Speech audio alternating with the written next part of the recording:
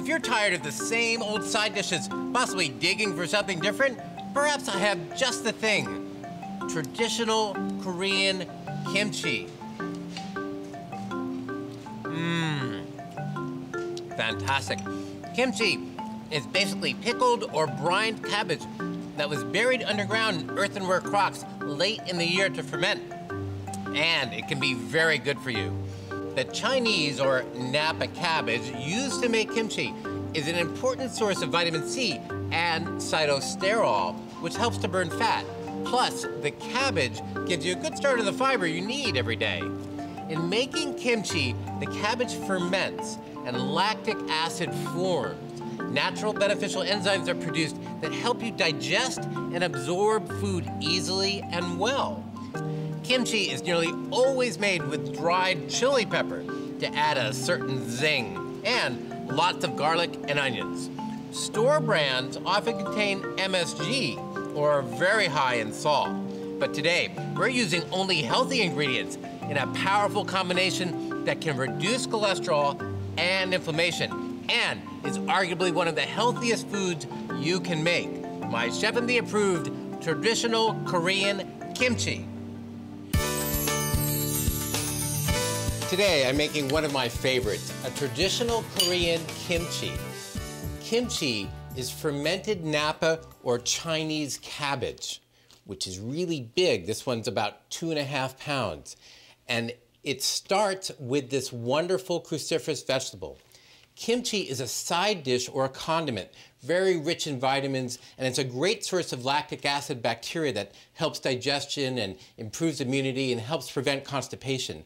Now, when you look for a head of cabbage, look for compact ribs and intact leaves. Now, you take this bite-sized cabbage already in the bowl and add about 1/3 cup of sea salt or kosher salt.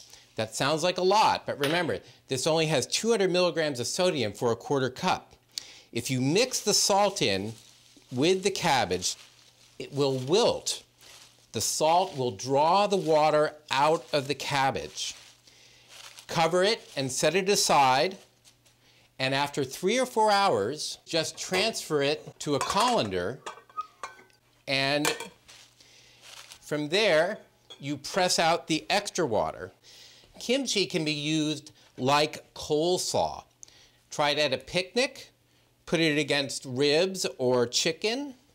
Now that the cabbage is drained and dried, we just add it back to a dry bowl, and you add the rest of your ingredients. Some beautiful sliced green onion, some slivered daikon, add a little bit of ginger, powdered ginger. You can use fresh grated ginger if you like. Some garlic.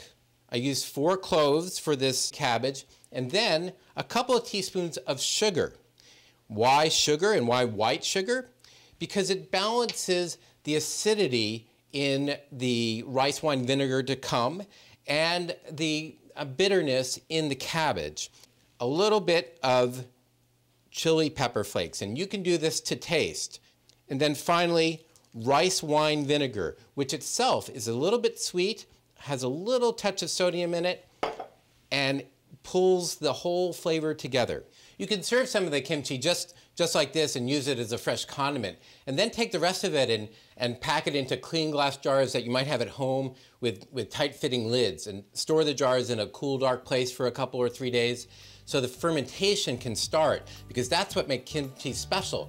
The enzymes that are created when lactic acid comes about because of the fermentation. That's really its good culinary medical benefit.